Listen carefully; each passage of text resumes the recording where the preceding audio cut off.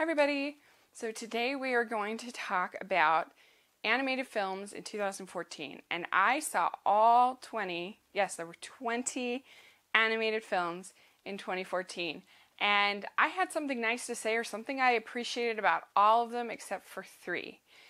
They of course some were great, some were good, and some weren't awful. I didn't have a horrible, miserable experience, and then there were 3 that were really bad. So I did a post on my blog, which I called the Rachies, which I gave superlatives or awards for each of the 20 films. And so I thought it would be fun to share those with you here on the channel as well as on the blog. So I'll put a link down to the blog. Definitely check out. I have longer reviews for almost all of these movies except for the really bad ones. The 3 bad ones. Everything, all the rest, 17, there are reviews on the blog for each of these films. So let's get started. The best overall animated film, probably won't be a big surprise, I just cried on YouTube about it, is Song of the Sea. It was beautiful. I was blown away. I was so connected to the character and the emotions. I loved the animation. I loved the story. It was just one of the best animated films I've ever seen. I loved it. So for me, the best mainstream animated film was the Lego Movie. I thought it was hilarious. The jokes were frequent. I thought it was so creative and inventive and just amazing to look at. I thought they did so much with limited potential. It was really creative. And I thought the live action segment had real heart and really moved me, with a kid trying to explain his world to his dad, and that was really beautiful. I loved it. I can't believe that it got snubbed. I think that's absolutely ridiculous. I think that it is way better than How to Train Your Dragon 2 or the Boxtrolls, but that's just my opinion. But those are still good movies. You'll see they're coming up on the list. The next award I called the best use of music and animation, and this I gave to The Tale of Princess Kaguya. This had one of the best scores I've ever heard by Joe Hirashi, I think is how you say it. I was just, it did such a good job conveying the softer moments of the movie, but then also the big, bold, dynamic moments. It's such a gorgeously animated film. It's really one that you could freeze every frame and print it on canvas and sell it. They're all, like, literally every frame is just a work of art, and it's so beautiful.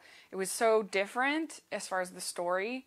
The heroine chooses to be obedient versus being independent, which is really different than a classic Western story.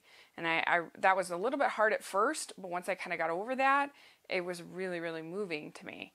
And I thought there wasn't a scene. It's slow moving, but I really appreciated that because of it. I really got to be immersed in the story. Music was a key factor in that immersion for sure. Okay, the best sequel of the year. There were actually a bunch of sequels. There was the Rio 2, and there was Planes, Fire and Rescue, and The Penguins of Madagascar. But the best one for sure is How to Train Your Dragon 2. I think this is a great movie if you have kids that aren't old enough, for the Harry Potters aren't old enough, for the Lord of the Rings. This is a movie that has an epic movie feel, but it's still really kid-friendly. I mean, it definitely deals with some adult topics of abandonment and marriage and divorce and all these things. Death even is dealt with, and I thought the villain was really good. The flying sequences, which is a favorite for me. I love flying sequences in movies. Was gorgeous, and just, I think it's actually better than the original, which was a little more predictable, a little more obvious. This was a little bit more, I think, of a surprise, and I think it was more visually beautiful. My favorite character of an animated film, I really loved this movie, is Baymax from Big Hero 6. I thought this movie had such heart.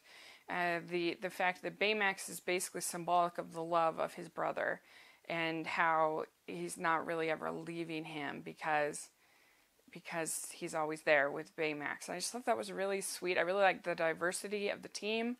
I liked the fact that Hero was 13, which is younger than most Disney heroes or heroines. Usually they're 16 to 20. So I really liked that it was actually kind of a kid. And I thought that it was funny. I thought that it had good momentum. I think the motivation of the villain was pretty clever and interesting. And I liked the cityscapes. So to me, Big Hero 6 was a huge win. I really, really, really loved it. And I thought Baymax was just one of the most likable characters I have seen in a movie in a long time. I don't know how anybody walks away from that movie, even if you don't love it, not thinking, well, Baymax was great. The best villain I give to Archibald Snatcher from the Boxtrolls.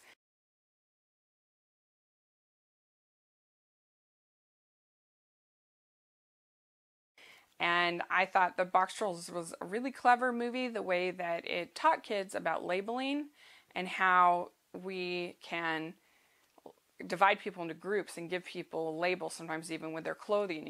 And the idea that the villain was he wasn't after really money. He just wanted to be respected. He wanted to be able to wear the white hat and to be able to eat cheese, because that meant that you were respected.